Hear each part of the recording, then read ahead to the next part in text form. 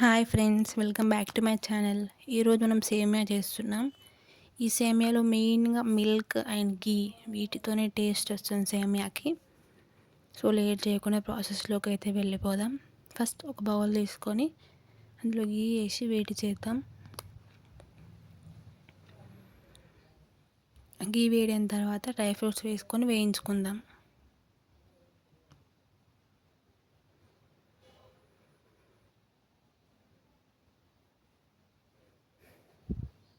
వేగిన డ్రై ఫ్రూట్స్ని పక్కకు తీసుకొని పెట్టుకుందాం. తర్వాత అందులో ఇంకా కొంచెం గీ వేసి వేడి చేద్దాం. సో నేను ఇక్కడ 1 కప్ సేమియా తీసుకుంటున్నానండి. సేమియాని హై ఫ్లేమ్లో పెట్టి అస్సలు వేయించొద్దు, మాడిపోతాయి తొందరగా. గీ కాబట్టి తొందరగా మాడిపోతాయి.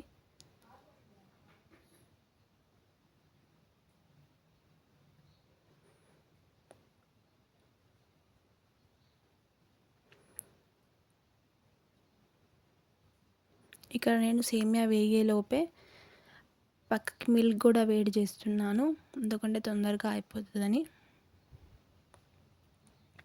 బాగా అటు ఇటు కలుపుతూ వేయించుకోండి.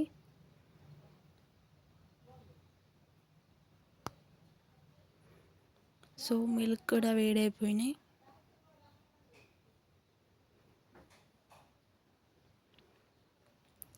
సో ఇక్కడ సేమియా కూడా బాగా వేగినాయి. తర్వాత మిల్క్ యాడ్ చేసుకుందాం. నేను చెప్పాను కదా, మిల్క్తోనే టేస్ట్ వస్తుంది సేమియాకి. సో నేను ఇక్కడ చిక్కటి పాలు తీసుకున్నాను. బాగా కలిపేసి దానికి కొంచెం టైం ఇవ్వాలి, అది ఉడుకుతుంది.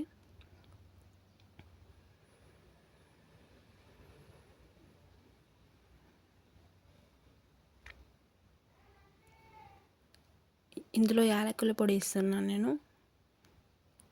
ఒకవేళ మీ దగ్గర కోకోనట్ పౌడర్ ఉంటే అది కూడా వేయవచ్చు, టేస్ట్ బాగుంటుంది దాంతో కూడా.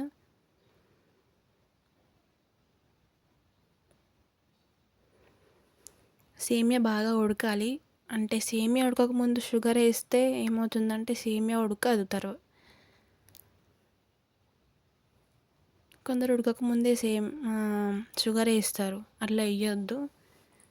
ఫస్ట్ మనం షుగర్ వేసేసామంటే సేమియా ఉడకదు. ఇక సేమియా మంచిగా ఉడికిన తర్వాతనే షుగర్ యాడ్ చేసుకోవాలి.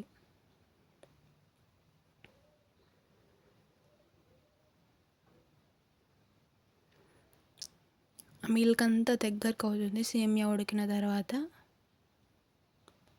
చేత్తో ఒకసారి అట్లా అనుకొని చూస్తే ఉడుకుతుంది అని మనకి ఏర్పడుతుంది. సో నెక్స్ట్ ఏ కప్తోనైతే నేను ఇక్కడ సేమియా తీసుకున్నానో అదే కప్తోని షుగర్ కూడా యాడ్ చేసుకుంటున్నాను.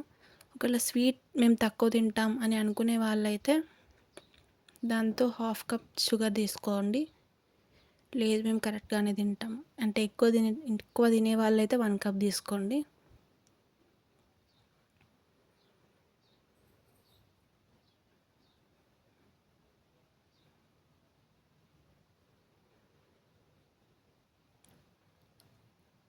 బాగా కలుపుకొని లాస్ట్కి డ్రై ఫ్రూట్స్తో గార్నిష్ చేసుకుంటే సేమియా రెడీ.